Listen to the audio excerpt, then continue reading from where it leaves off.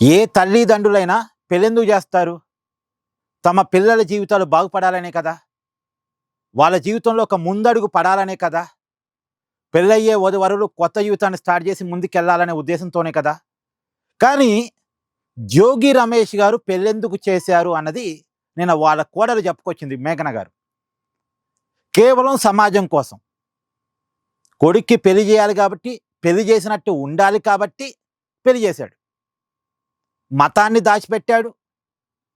ఆహ్, పిల్లవాడిలో ఉన్న లోపాలు దాచిపెట్టాడు. అసలు పెళ్ళైన తర్వాత వధూవరులు కలిసి ఉండే అవకాశం ఉందా లేదా అన్నది కూడా ఆలోచించకుండా కలిసి ఉంటే కలిసి ఉంటారు. లేదా విడిపోతే విడిపోతారు. మన బాధ్యతగా పెళ్లి చేయాలి. సమాజం కోసం పెళ్లి చేసినట్టు ఉండాలి అనే ఉద్దేశంతో పెళ్లి చేశారు అనేది నిన్న మేఘన గారు చెప్పిన మాట. అందుకనే పెళ్ళైన 2 నెలలకే జోగి రమేష్ గారి కుమారుడు జోగిరాజు విడాకులు అప్లై చేశాడట కోర్టులో. కానీ ఆ విడాకుల పిటిషన్‌ని కోర్టు కొట్టివేసిందట. ఈ విషయాలన్నీ నేను మేఘన గారు చెప్పుకుంటూ వచ్చారు. అయితే ఇక్కడ చాలా మందికి వస్తున్న ఒక అనుమానం ఏందంటే, ఇప్పుడు నిజానికి వైసీపీ అధికారంలో ఉందనుకోండి. ఇప్పుడు మేఘనాని 3 సార్లు చంపటానికి ప్రయత్నం చేశారు అన్నది ఆ అమ్మాయి చేస్తున్న ఆరోపణ కదా! ఇప్పుడు చంపేసి అనారోగ్య కారణాలతో చనిపోయింది అని క్రియేట్ చేసి ఉంటే, సమాజం కోసం పెళ్లి చేశారు. తర్వాత వాళ్ళ కాపురం సజావుగా సాగట్లేదు కాబట్టి, ఇప్పుడు ఆ అమ్మాయిని ఏదో చంపేసి అనారోగ్య కారణాలతో ఆ అమ్మాయి చనిపోయిందని క్రియేట్ చేస్తారు. అప్పుడు ఎవరికైనా సరే జోగి రమేష్ గారు తప్పు లేకుండా వాళ్ళ కొడుక్కి పెళ్లి చేశాడు. కాకపోతే పాపం దురదృష్టం కొద్దీ వాళ్ళ కోడలు అనారోగ్య సమస్యలతో చనిపోయింది అని భావించే వాళ్ళేమో కదా! ఇప్పుడు చాలా మందికి వస్తున్న అనుమానం. ఆ అమ్మాయి చెప్తున్న వివరాల ప్రకారం అయితే ఆ అమ్మాయి మీద 3 సార్లు హత్యాయత్నం జరిగిందట. ఒక్కసారి కాదు 3 సార్లు. హనీమూన్‌కని తీసుకుపోయి సముద్రంలో దోచే ప్రయత్నం చేశారట.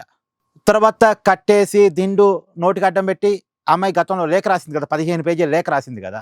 నిన్న కూడా ప్రెస్ మీట్‌లో కొన్ని విషయాలు చెప్పింది. ఒకవేళ ఆ అమ్మాయిని వాళ్ళు చంపేసి, ఆ అమ్మాయి ఏదో అనారోగ్య కారణాలతో చనిపోయిందని అంటే వాళ్ళ అధికారంలో ఉంటే సాధ్యమేగా. మతాన్ని దాచిపెట్టి పెళ్లి చేసిన వాళ్ళు, లోపాలను దాచిపెట్టి పెళ్లి చేసిన వాళ్ళు, రేపు ఏదైనా ఆ అమ్మాయిని చంపేస్తే మేము చంపేసామని ఒప్పుకోరు కదా! దాన్ని కూడా దాచిపెడతారు కదా! గొడ్డలి పోటునే గుండెపోటుగా మార్చడానికి ప్రయత్నం చేసిన వాళ్ళకి ఇది పెద్ద పనా? చేసేవాళ్ళు. అంటే వైసీపీ అధికారంలోకి పోవటం ఫలితంగా ఒక అమ్మాయి కాపాడబడింది. ఇక అలానే అనుకోవాలి ఒక రకంగా మేఘన గారు చెప్తున్న వివరాల ప్రకారం అయితే. అయితే ఈ మొత్తం విషయంలో మహిళా సంఘాలు ఎక్కడా రియాక్ట్ కావట్లే. అది బాధ. మరి ఎందుకు రియాక్ట్ కావట్లేదో నాకు అర్థం కావట్లే. కమ్యూనిస్టు ప్రజా సంఘాలు ఏమైనాయి? ఐద్వా లాంటి ప్రజా సంఘాలు ఏమైనాయి? ఆమె తెలంగాణ ఆడబిడ్డ మరి తెలంగాణ ప్రజా సంఘాలు ఏమైనాయి? కవిత గారు ఏమైపోయారు? వాళ్ళు సెలెక్టివ్‌గానే స్పందిస్తారా? నాకు అర్థం కావట్లేదు. ఒక మాజీ మంత్రితో ఒక అమ్మాయి ఫైట్ చేస్తున్నప్పుడు, ఒక పెద్ద వాళ్ళతో నా మీద గృహహింస పెట్టారు, నా మీద వరకట్నం వేధింపులు చేశారు, నన్ను 3 సార్లు చంపే ప్రయత్నం చేశారు అని ఒక అమ్మాయి రోడ్డు మీదకి వచ్చి పోరాటం చేస్తుంటే, అందరూ నోరు మూసుకొని కూర్చున్నారేంటి నాకు అర్థం కావట్లేదు. ఇప్పుడు మహిళా సంఘాలు ఉన్నది దేనికోసం అసలిగా? మహిళా సంఘాలు ఇలాంటి సమస్యల కోసమే కదా ఉండేది. ఇప్పుడు కూటమి ప్రభుత్వంలో ఒక నాయకుడి కుటుంబంలో ఇలాగే జరిగితే పరిస్థితులు ఇలాగుండయ్యా? వెంటనే వైసీపీలో ఉన్న మహిళా నాయకులంతా రోడ్డు మీదకి వచ్చి మాట్లాడేవాళ్ళు. రోజా గారు, శ్యామల గారు అందరూ మాట్లాడేవాళ్ళు. విడద రజనీ గారు. వాళ్ళు కాక బయట ప్రజా సంఘాలు మాట్లాడాయి. కానీ మరి ఎందుకు మేఘన గారి విషయంలో అలా జరగట్లేదు? తెలియాలి. మీ కామెంట్ కూడా చెప్పండి.